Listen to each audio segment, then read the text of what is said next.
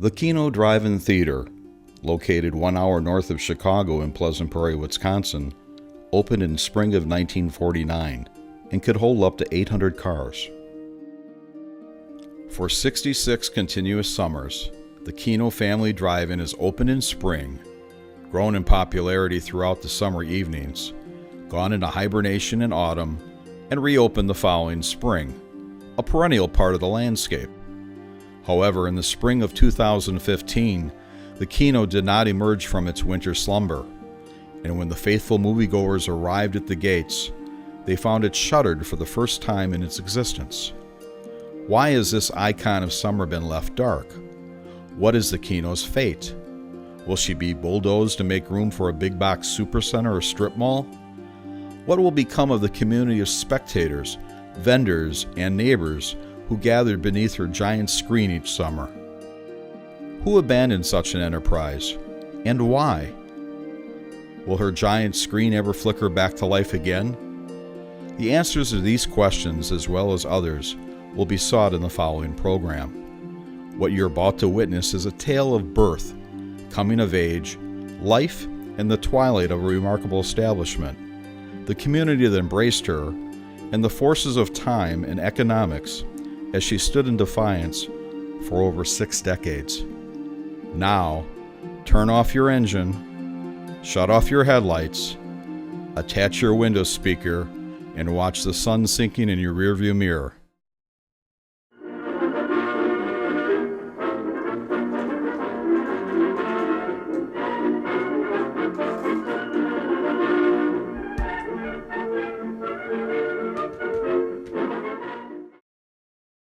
In April of 2015, generations of fans and enthusiasts of the Keno Drive-In rallied around their beloved outdoor theater, after discovering that the drive-in would not be reopening for the upcoming summer movie season.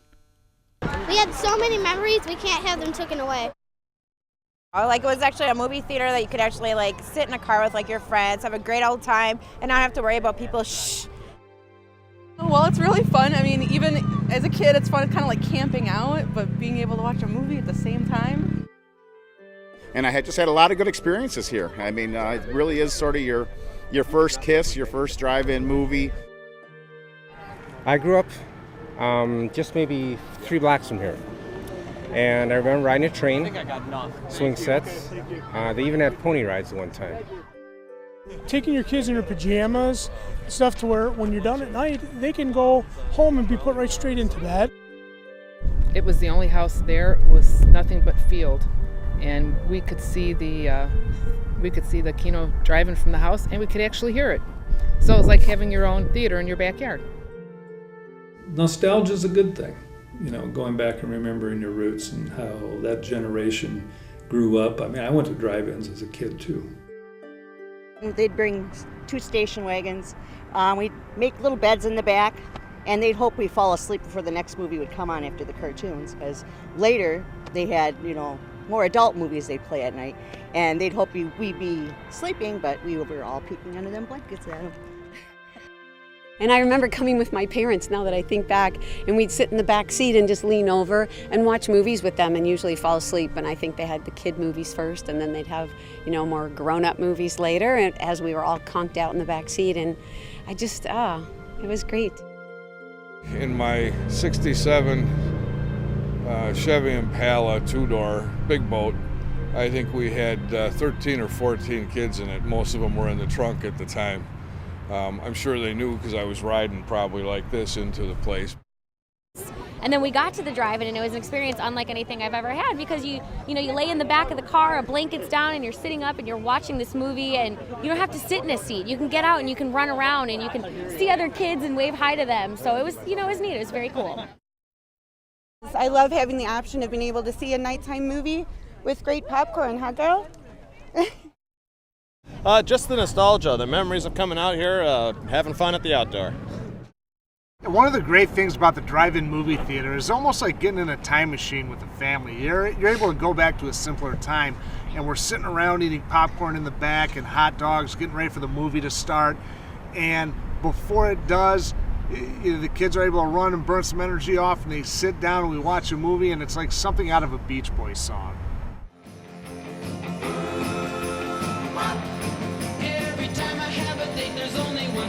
go, that's to the drive-in. It's such a groovy place to talk and maybe watch a show down at the drive-in. S.J. Pappas opened the family Keno Drive In. On May the 18th, 1949, that weekend, they had a full program and the place was jammed. And there was a long, long line of cars, sometime parked on the shoulder of the road, almost illegally. And then when you finally pulled up slowly, the sign was there, turn your lights off. It was all part of like a big drum roll. You know you're in for an evening of entertainment in your car. Drive-in theaters were still a novelty. The first concept was in Camden, New Jersey in 1933. And back then it was a car culture. In the mid-50s, people wanted to live in their cars. They even had drive-through funeral homes at the time. The idea of the show started before you even came in. There were flashing lights. The Keno screen was illuminated brightly. They had indirect lighting. Each rise was a different color. Neon signs, chaser bulbs, and the big sign that said Keno Family Outdoor Theatre with the attraction on there. It's much bigger than this replacement. This was the town of Pleasant Prairie, but they always labeled it as the Keno Family Outdoor Theatre. They dropped the name family. Oh, I don't know, maybe 30 years ago it just became the Keno. Nobody called it Keno Family anyway, even at the time. So they just made it the Keno Outdoor. Keno is a euphemism for Kenosha. There's Keno TV, Keno Restaurant, Keno Flowers. The train was a brilliant promotional move on the part of the Keno Theater. It was free and people talked about it, and kids would pressure their parents to take them here and get here early. Of course, the earlier they got here, they could buy more concessions, and that was all part of the action. It cost almost nothing to run, one-cylinder little lawnmower engine.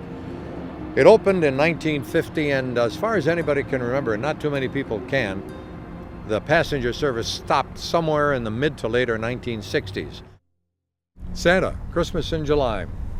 He'd be in here with gifts for all the kids. He'd be in costume, wandering among the cars. And I remember seeing the little Oscar from the Oscar Mayer Wienermobile here, with the Wienermobile, one of them that they didn't smash up, and passing out those Wiener whistles, if you remember them. Irritating everybody. I remember sitting on the train up front by the screen behind me, and Cinderella coming on the screen, and it was just like amazing to see her on that big screen. I'll remember that for the rest of my life, seeing something that big. Cinderella was so beautiful. Can't think of anybody in my age group, you know, and I'm getting older, that doesn't have a good memory about drive-ins when they were younger, you know. And but it's just as time goes on, fewer and fewer people have that memory because there were just fewer and fewer drive-ins. Even going back to high school days and maybe trying to sneak a couple buddies in the trunk and get in for free and do something like that. So we happened to get caught doing that one hot summer night. I happened to come in alone looking like an idiot, and had some buddies in the trunk, and we got caught right away. I was born in 1960, and just the environment of family, fun, the cars, and I would like to see it come back. My wife Pat and I moved here in 1970. We've been here for 45 years. And we stayed here because the quality of Pleasant Prairie, the green space, the wonderful people in our community, the great school system. And yes, you know, the Keno Drive In, it's here tonight. I mean, it's been part of Kenosha since the 1940s. I met the lady whose husband built it, and she owned it when I acquired it. She was up in age, and theater wasn't doing real well, and she was from Milwaukee, and she wanted to reinvest the money that she had in the theater into an apartment building in Milwaukee. And so I bought the Keno at the time.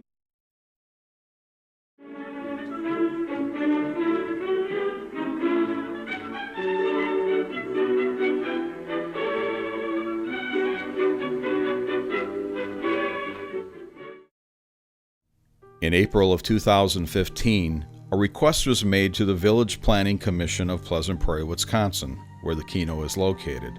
The request was to replace the Keno with a 150,000 square foot Walmart supercenter.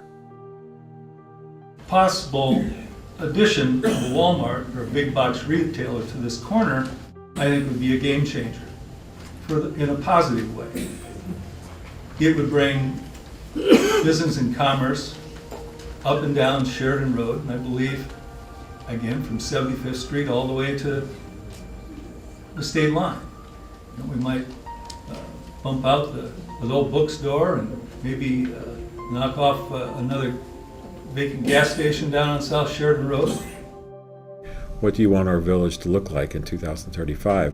In Pleasant Prairie, we've really worked to isolate the bigger box uses closer to the interstate and by Highway 50, which is a very big, busy state highway. And away from that, we've really looked to have neighborhood businesses and residential and no manufacturing or industrial.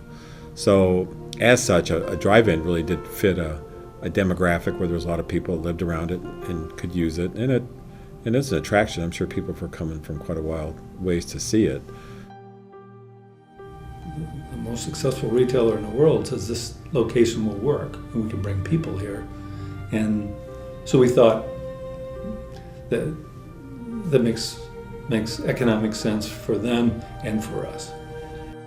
The comment was made that Walmart's the best in the world. Fine, but you know what they're going to do? They create urban blight wherever they go because they'll knock out the Piggly Wiggly on 22nd, the CVS. Yeah.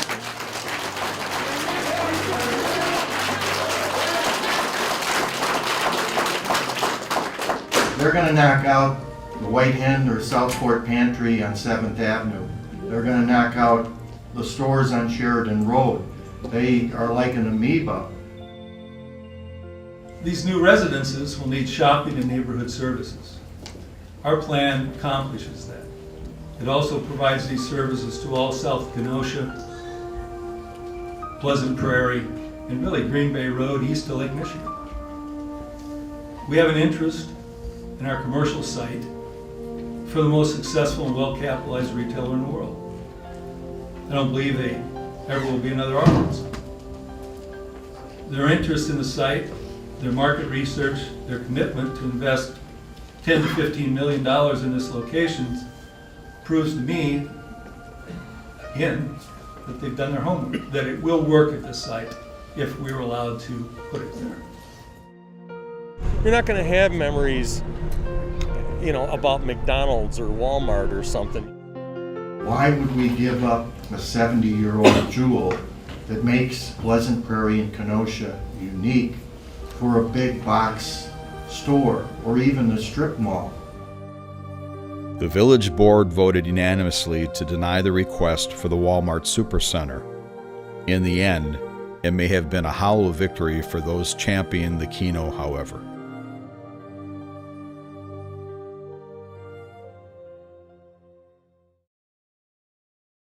The drive-in theaters were not really popular when I bought that. And they were showing things like Weekend with the Cheerleader, you know, pretty racy stuff. But those were the 70s, new morality and all. This place was much rougher when we first opened. I mean, fights. I remember we had a Voice of the People where people were complaining that you come out to the drive-in, we had too much trouble. We had trouble with the guys from the Great Lakes over there. They come in here and people get drunk. But I'll tell you, the last 10, 15 years, we never had that problem. The back row, that's called the Passion Pit. There were even signs up on the screen, trailers that said, we appreciate love and romance, but be careful because there are children here. They spoke in couched terms so that they didn't offend anybody or tip off what they're really saying to the young folks in the car, the kids, children. The people that are going to do that kind of stuff want to park in the back. They don't usually come up to the front. So right away when you see them go and park in the back, you know they want privacy. One of those evenings we had one of those guys with the shaved heads running around selling flowers knock on the window and scare us both quite a bit. So Hare Krishna people were roaming around. So that startled a young couple one night that I remember.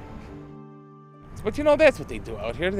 either if they sneak their alcohol, they drink, or they're smoking pot, or they're having sex.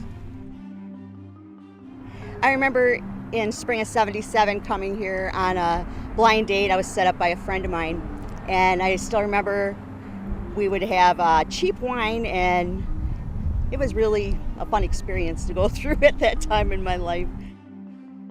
I was out here several times with my traveling haunted bus. The people that ran the theater were like a second family a lot of times in a way. We had a tornado coming and I had to close down, and so I had to go tell everybody and give them passes, and I was catching somebody in the act. I mean, they were right there doing it. He just handed to him and he wanted to finish, so. Oh yeah, that stuff goes on all over the place. We hope you'll make this a weekly visit. Bring the family, bring your friends.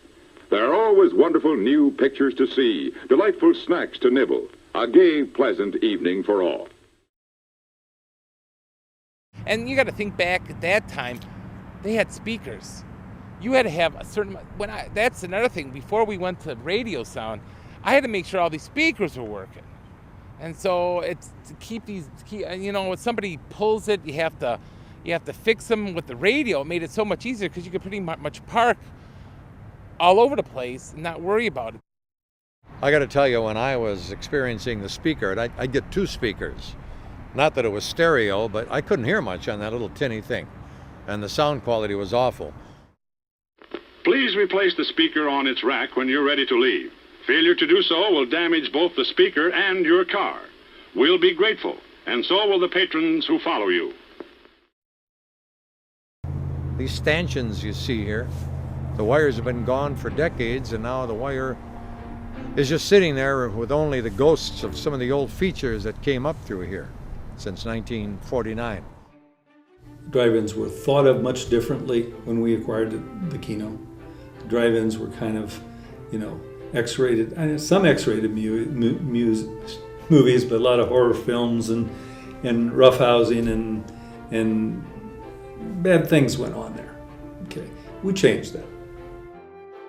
Yeah, I can remember coming in, and we usually had the old Rambler station wagon at those times, and the bag of homemade popcorn and Kool-Aid, and you probably spread the blanket out on the hood of the car and watch the movie, and maybe in between one of the parents would run us up to the front to play on the swings or the little train that they had set up there.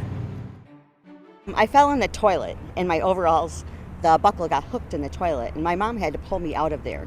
I was pretty wet when I came out, and I ended up wearing my father's t-shirt the rest of the night because I was pretty drenched, and no one would sit near me in the car after that. It was cute. I mean, it really became a family enterprise at the end. When I was a kid, caught some snakes in a field one day, and kept them in a box, and of course they escaped, and I didn't have them anymore. My parents at that time took me to the drive-in here, and we came in on a Saturday night and to see some show, I'm not sure what. Had our bag of popcorn, we popped it home, and I put it into a paper bag, and our Kool-Aid in a little thermos, and came here, the show started, and of course after a few handfuls of popcorn we fell asleep. The kids in the back seat fell asleep. I woke up from a dream that I had those snakes in my pocket, and I started squirming around the back seat trying to find them. Well, of course it was a dream and I wasn't aware of that yet. They asked me what I was doing, and I told them the snakes got out of my pocket. Immediately they both climbed out of the car and were on the hood of the car in a flash. After several minutes of convincing them I just had a dream, they finally got back in the car and proceeded to watch the movie. One of my fondest memories that I have of the Keno Drive In is Grease. Late 70s, my girlfriends and I would come and watch Grease. It must have been about 15 times, and we'd sit in the car or sometimes sit outside of the car, and we would just sing with all the songs, and it was such a bonding time with not just my friends but everyone there. And I can think back to one of my favorites, Summer Lovin' Had Me a Blast. It was just fond memories.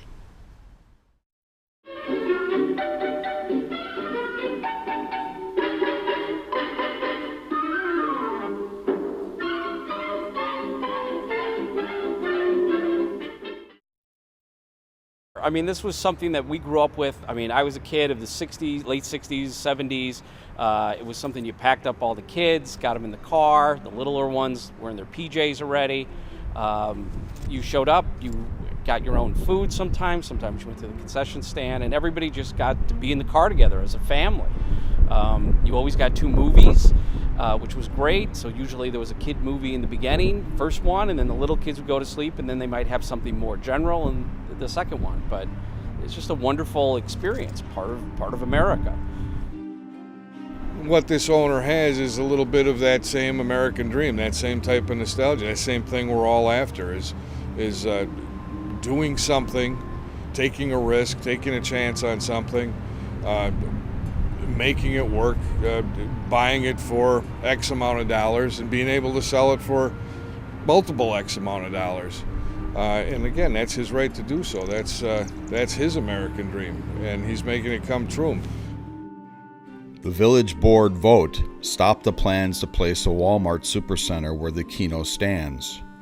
However, Mr. Mills, the owner of the area surrounding the drive-in, as well as the theater itself, was not required to reopen the Keno. Kind of got convinced that, well, you ought to continue to run the Keno with the operators who were running it for her. And so we did. We rented out of our checkbook. They worked for us. And we carried on in that capacity, for all these years. That was in 96 when we acquired it. So we've owned it 19 years through thick and thin. When we bought it, if that lady in Milwaukee still owned it, when Tinseltown came to town, she might have turned the key on it right away. And just because it didn't make economic sense. In other words, we had years we lost money there. When the activity of residential starts to the south of it, and then this will become more of a destination for retail and shopping and things like that, office. We could have jump-started that with his user on that site, and it could have started the activity as opposed to having now maybe to wait for some additional rooftops to the south to be able to fund the enterprises business-wise on this future corner. Vernacular, the real estate business, there was a higher and better use at some point in time, and this was a holding period. But it was never our purpose to own it as a drive-in theater, to be in the theater business. It was a land investment for me from day one. The economics just didn't work out to make that kind of investment in somewhat of a dying, like a dinosaur, friendly dinosaur, but we just didn't think that it would, a big windstorm could take the screen down.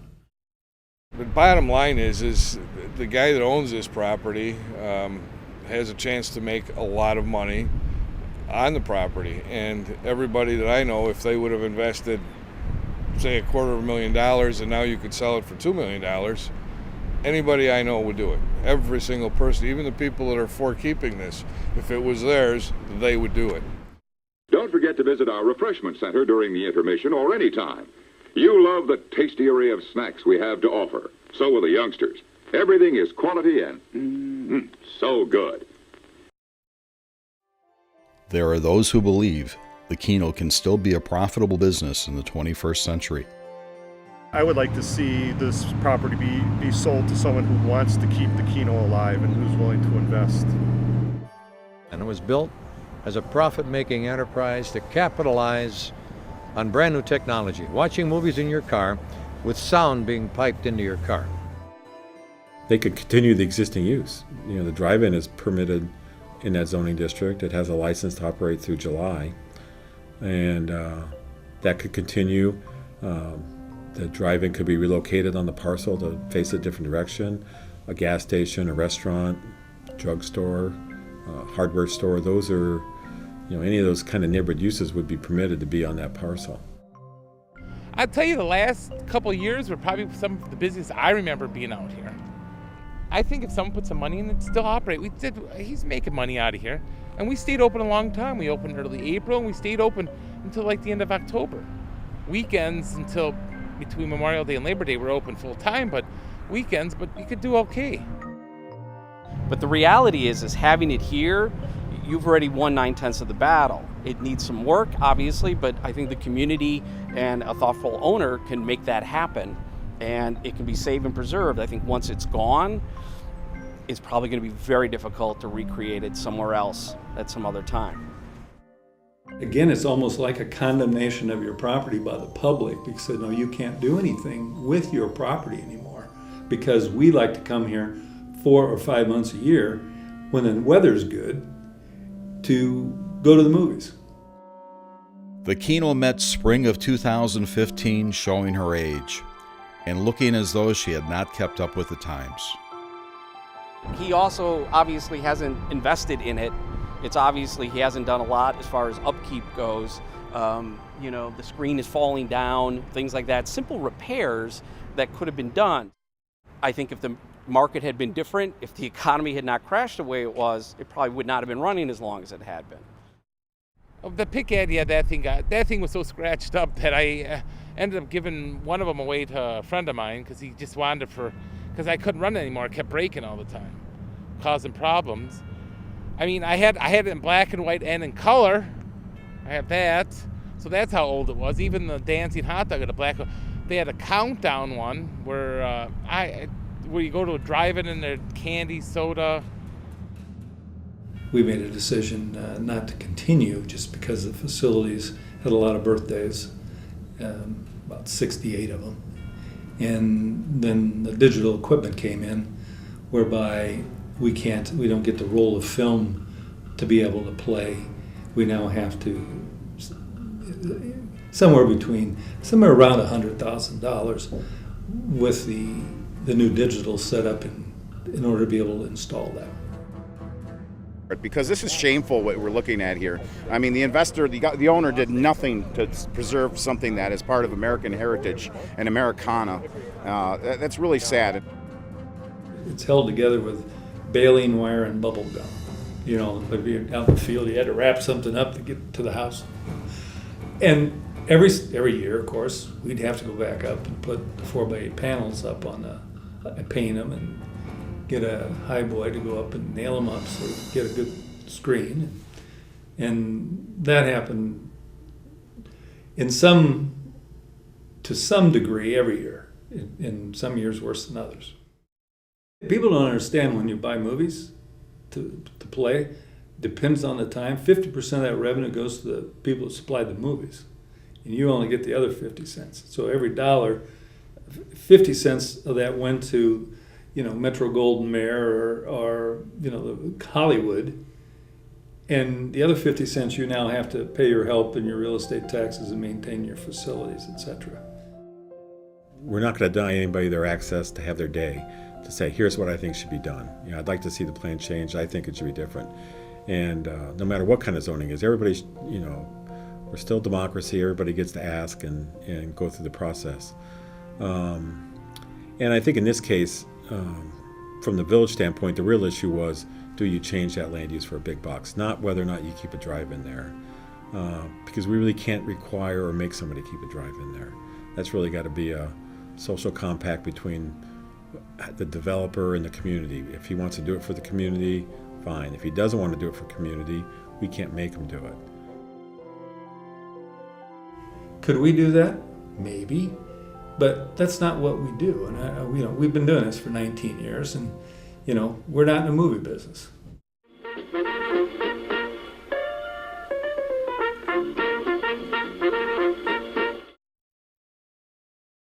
As spring gave way to summer, it became apparent to the outdoor enthusiasts of southeastern Wisconsin that there would be no drive-in movies for the first time since 1949. I had a great hunting dog. Her name was Abby, Black Lab. She was a great dog. And she died last year and she was 12 years old. And it came down to a time that, we knew she was getting old. And then she started, while I was out of town, she started bleeding, and we took her to the vet. And the vet said, can't stop it. And so the humane thing to do is put it down. And we did. And again, we loved that dog and had an Irish wake for her. My son and his mom and my sister and my hunting buddy, and we all went out and drank a little whiskey and put our favorite toy or shotgun shell, and we covered her up and had a few tears, but we all felt better afterwards. And I guess the Keno, instead of 12 years old, it's 68, and it's wearing out. And it's got to the point, just like Abby, there wasn't a lot you could do to save it. And so we getting down to the same point that Abby was a heart-beating animal. This is not a heart-beating situation, but the economics of continuing that enterprise just didn't make sense. And so we thought that this would be the time to kind of pull the plug on the theater, just because of digital equipment and things of that nature that were going to make it just not practical to continue.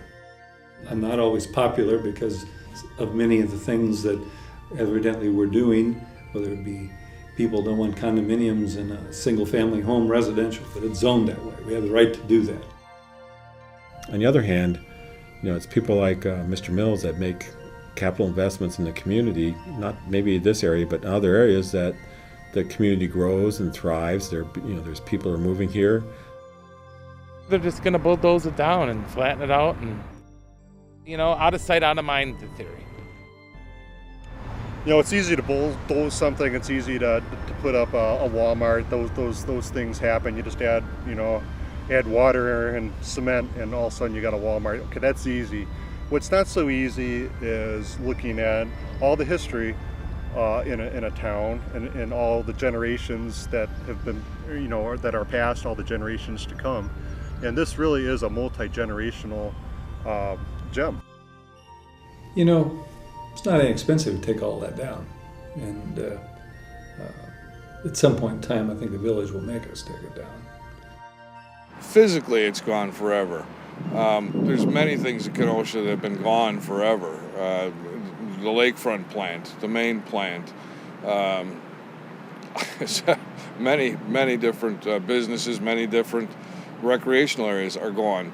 And they're gone forever, physically. You keep them up here, you keep them up here. There's historical records of it all. You can find the pictures, you can find the articles on it. It's like the old downtown, where everybody went to. Downtowns have had a rough time because of shopping centers that started being built in the 50s and 60s. And you can't change that. I mean, people want to go where they want to go. I understand being nostalgic about this place because I too have many, many fond memories here. I grew up here and we lived right over here. But this is business, this is America, and everybody has a right to profit from their investment. Unless it's your money, I don't think you have a right to tell the man what to do with his investment. It's time to move on. Everything has a beginning, a middle, and an end, and it's the end of the Keno Theatre. It had a great run. It's over. It's like my favorite place in the whole world. My kids need to experience this. This is a place where people in the community can gather. They can see each other face to face, not be looking down at a device and communicating with each other. There's family and friends that happens in those friendly confines. There's kids running and playing. There's adults sitting around and conversing and talking. People get face to face. This is an event. Nothing like you'll ever see. I mean, you come in and it's what I love about this drive-in. It's just the original, and you want to keep that historic preservation. I would love to see an investor step up, buy the property from Mr. Mills, and keep it the Keno, restore it, bring it back, because the South Sheridan core here is coming back with the Kenosha Kingfish, just came in last year. We have several new businesses coming in, and tourism is the big thing right now for Kenosha. The local politicians around here blow smoke up our behinds all the time about tourism, and we've got something like this that could be part of that plan, but nobody sees it. They're all got their blinders on. I don't make the rules. I try to live by them and interpret them, so we're doing things that are legally possible. I mean, have you ever had a favorite restaurant that you really like going to, and somebody closed it down because they're retiring and never got opened up as a restaurant again? There'll always be movies, and there'll always be a place where people can gather in groups and get that common experience of enjoying it in the company of others who are also having a good time. That's what the Keno was designed for. I'd rather watch a movie in a theater anytime over watching. I mean, people want to watch it on their little iPods. I don't think a filmmaker makes films so you can watch it on a little screen like that. Capitalism is not always easy, and it's always, kind of live in a society whereby, we take from those people because they have it, and all these other people don't. So let's equalize. For us, it has to be economic, and can we be generous? We've given six-figure checks to the Boys and Girls Club and St. Joe's High School. Those are charities that are good ones. My kids went to school at St. Joe's. But the Keno isn't a charity. I remember coming here as a kid in my pajamas and running around in front of the theater with the other kids, until dusk came and the opening credits would tell me to, time to come buy a pick and go to the concession stand. Men, there's a drive-in movie full of juicy people. Wow! It's a trap! Help! We can all agree on one thing: no matter what side you're on, once it's gone, it's gone. We have eight big box stores in our community already. We've got only one Keno Drive In. That's part of our history. I'm gonna miss it if it's gone, and my daughter saw movies here, didn't you? And I would love to have her daughter be able to see the movies here as well. There used to be a double-screen theater on Highway 100 in Milwaukee. And you say, well, why did that drive-in go away? And what was it replaced by? Well, it was replaced by Northwestern Mutual. Put a campus there, and they got 1 million square feet of space, and they employ lots of people, and people make their daily bread going in and out of there, etc. And land area in and around municipalities, it becomes scarce.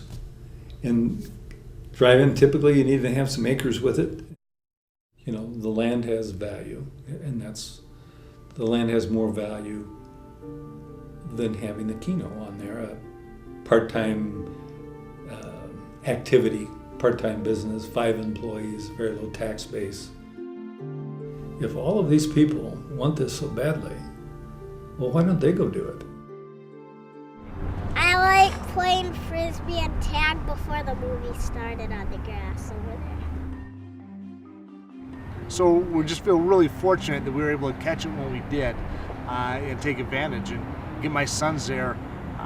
Who, like I said, will probably be some of the last people ever to remember actually coming to the drive-in. The elephant in the room here, though, and that's why I think a lot of people are here tonight, is the Keno Drive In Theatre.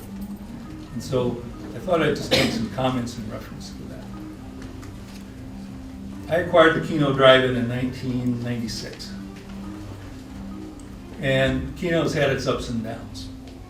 Immediately after I bought the Keno, in 1997, Cinemark Tinseltown came to town with 14 screens. And they opened in Kenosha and immediately put 3 other theaters out of business.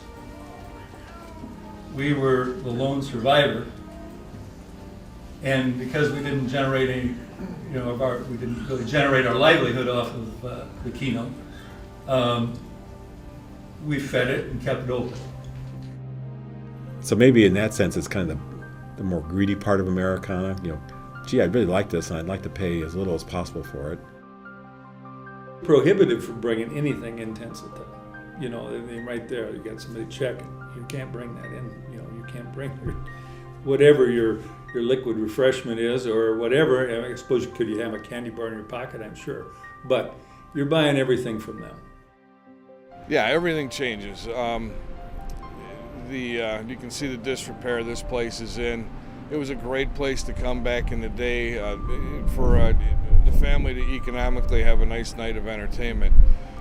Nowadays you have DVDs, you have Blu-ray, you have Redbox, you have Netflix. Because nobody's bigger than the market. And the market tells you what to do. And you then in turn have to react to the opportunity that it gives you, but you can't, in many instances, force it. It's heartbreaking to think that the Keno may not be here. I mean, I'd hate to see it go. It's nostalgic, it's a landmark. Like I say, it's part of Kenosha's history. This is a piece of Americana that's dying, and it's something we need to save. As I say, I've been assembling this site for about 40 years. So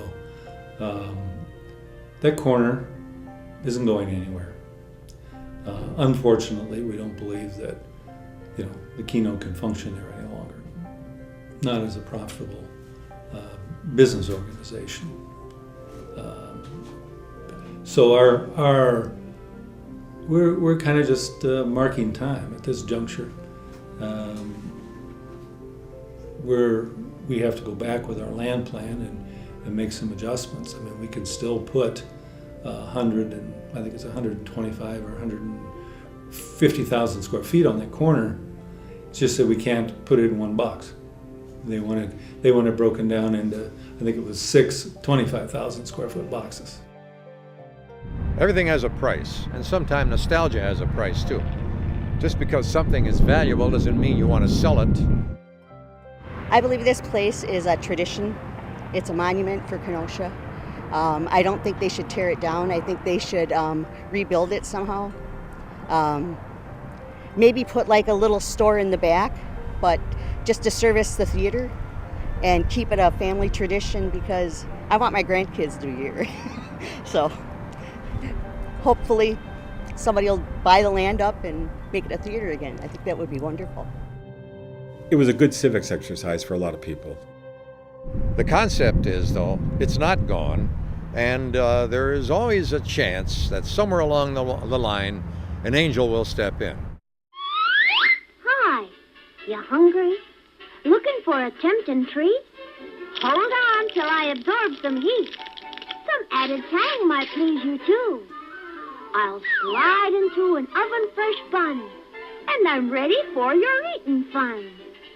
Why don't you try a juicy good hot dog? Delicious.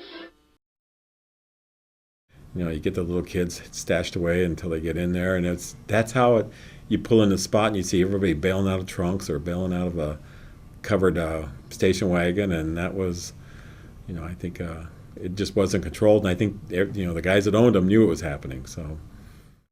Because it was so sneaky, so you'd put 2 or 3 people in the trunk, and you would have to leave when it was pretty dark out, because once you got in here, you couldn't sneak them out until it was pitch black, otherwise you would get caught.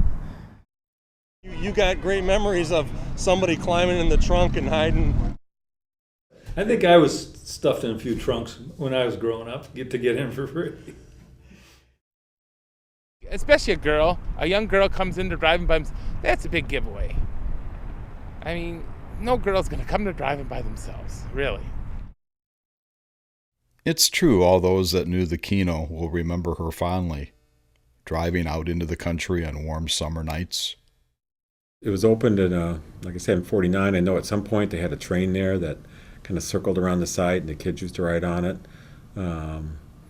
And, if you look at an aerial from the site back in that time, there wasn't a lot of development around there. It was out in the township, and there was the town was a lot bigger at that point, going north. So it was a night in a rural area, and it was probably a darker sky at the time, and it had to be pretty enjoyable. I mean, I can, and that was the times. I mean, if you think back to the 50s, you either went to an indoor theater or an outdoor theater. There really wasn't much TV.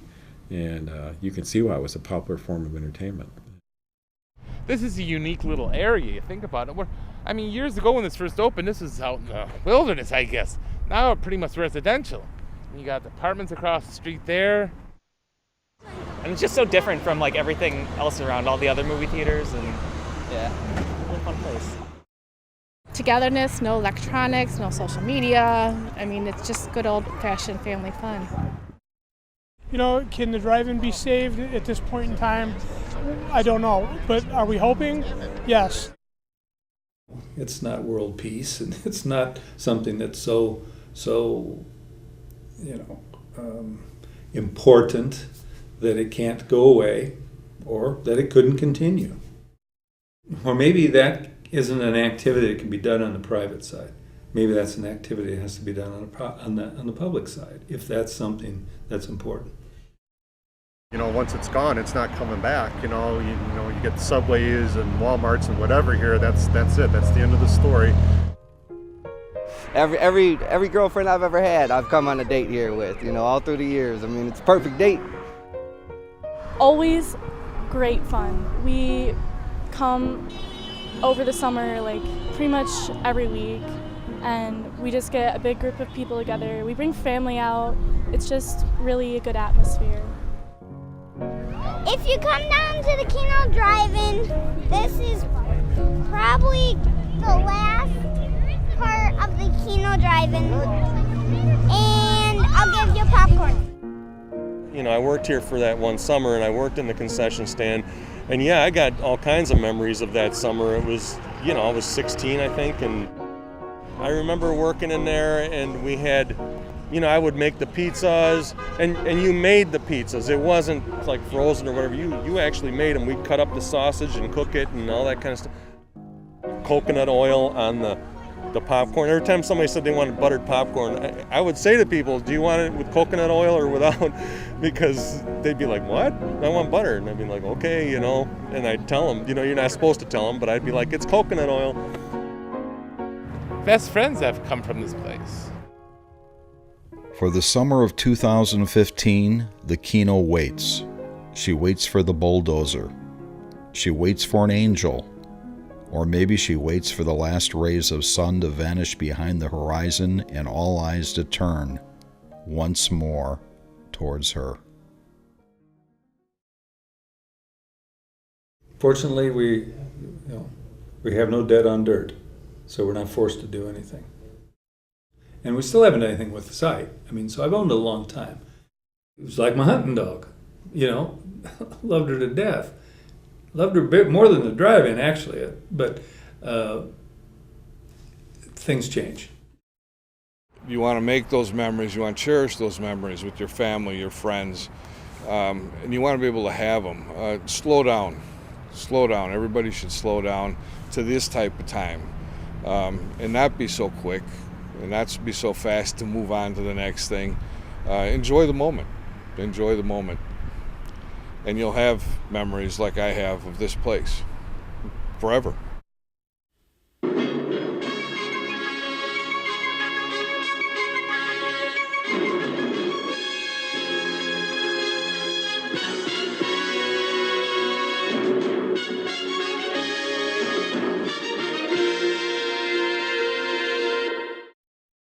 I'd like to see somebody more sympathetic to history, more sympathetic to never getting old, more sympathetic toward capturing the past and not letting it go away. It's Pleasant Prairie. It's not everywhere USA. It's not blight that you see all over this country. It's a family bonding experience that you can get nowhere else, and things like this are dying in this country.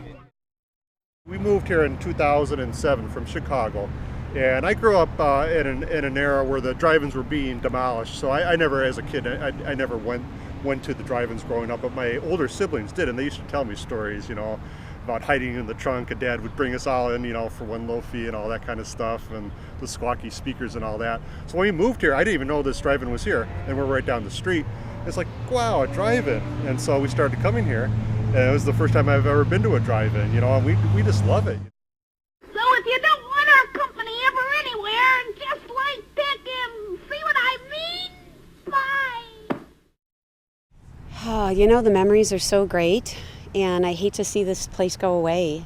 And at the same time, gosh, if I owned this and I could make money that would set me for retirement, I'd do it. because life goes on and things change around us whether we like it or not, and the best thing to do is to adjust to change and enjoy what's around you now.